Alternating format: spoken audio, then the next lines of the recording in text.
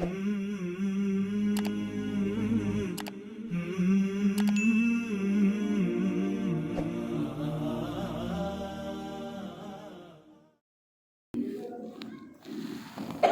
محترم اور معزز مسلمان بھائیوں،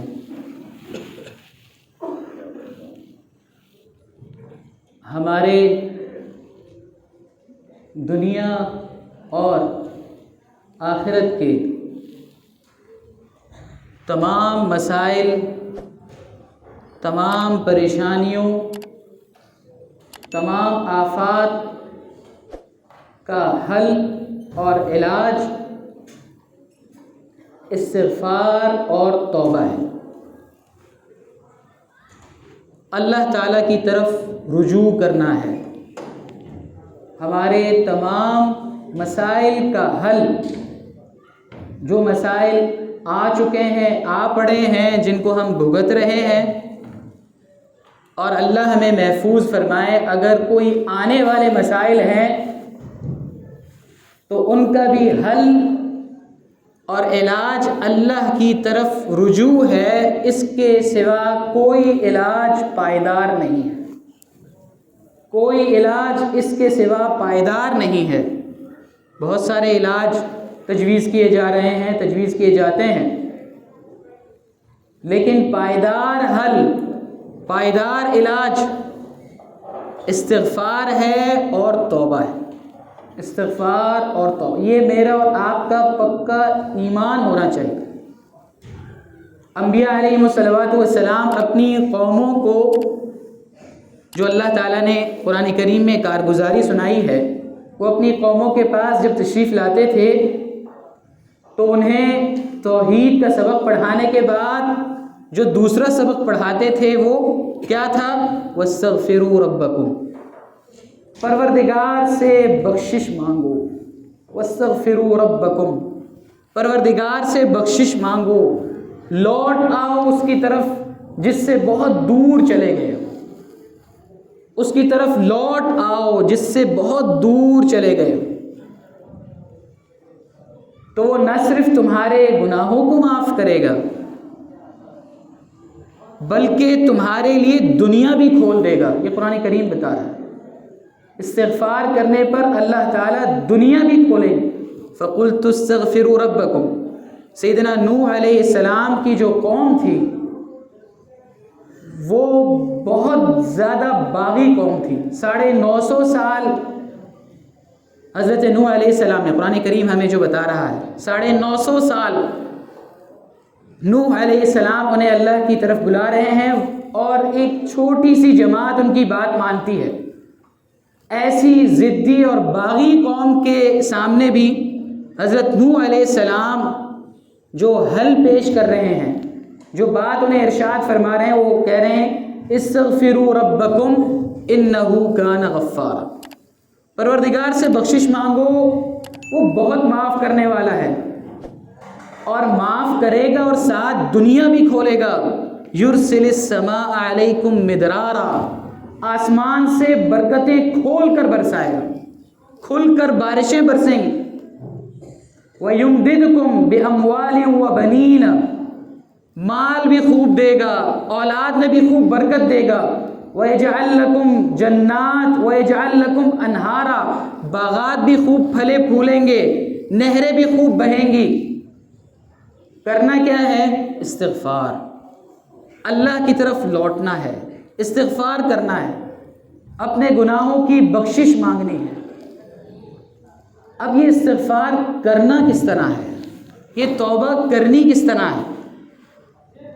آپ کسی بہت ماہر ڈاکٹر کے پاس چلے جائیے، اسے اپنی کوئی بیماری بتا دیجیے، وہ آپ کے لیے نسخہ زبردست تجویز کرتا ہے، بڑا ماہر ڈاکٹر ہے، نسخہ تجویز جو کرتا ہے، آپ نے اس نسخے کو، اس کے پرسکرپشن کو لے کر طے کر کے جیب میں رکھ لیا ہے، آپ کی بیماری ٹھیک نہیں ہوگی۔ اگر وہ نسخہ لے کر دوا لے لی لیکن اس ہدایت کے مطابق نہیں لی ہے، اس طریقے کے مطابق نہیں لی ہے جس کے مطابق اس نے دوا استعمال کرنے کا کہا تھا، تب بھی فائدہ نہیں ہوگا۔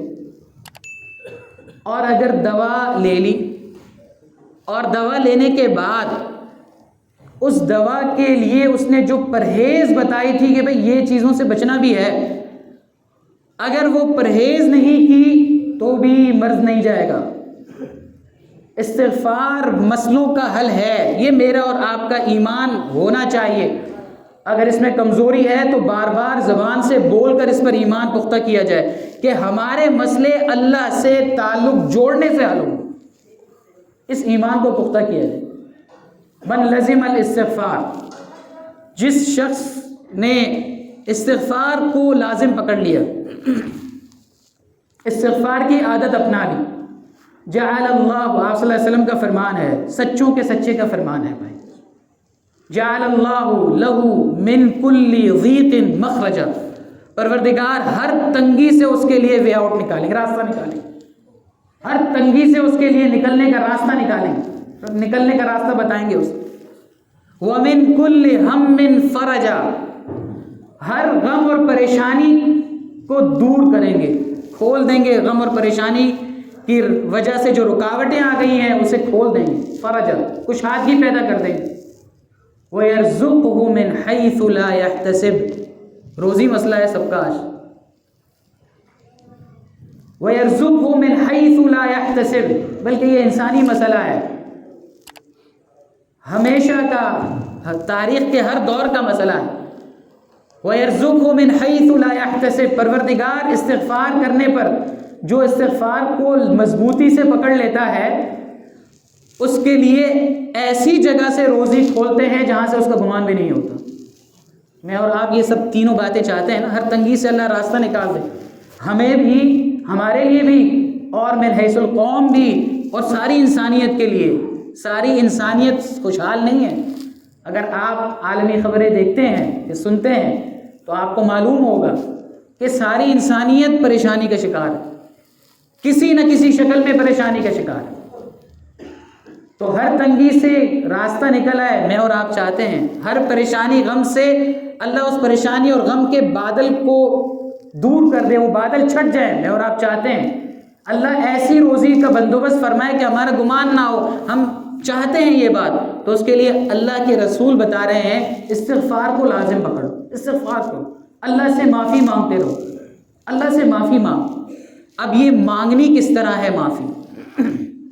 یہ مانگنی کس طرح ہے؟ ڈاکٹر کا نسخہ لے لیا ہے، استعمال کس طرح کرنا ہے تاکہ مرض دور ہو۔ اگر اس طرح استعمال نہیں کیا تو مرض دور نہیں ہوگا، مرض بڑھتا رہے گا۔ اس نسخے کے استعمال کا طریقہ بھی رسول اللہ صلی اللہ علیہ وسلم نے ارشاد فرمایا، کیسے استغفار کرنا ہے۔ الاستغفار هو الندم، ایک حدیث میں فرمایا الاستغفار الندامہ، استغفار تو سراسر شرمندگی کا نام ہے، پشیمانی کا نام ہے۔ پروردگار کے سامنے شرمندگی، ہو گیا ہے گناہ، پروردگار ہو گیا ہے گناہ، غلطی ہو گئی۔ شرمندگی کا اظہار زبان سے بھی ہوتا ہے اور انسان کے باڈی لینگویج سے بھی ہوتا ہے، چہرے کی ساخت سے بھی ہوتا ہے۔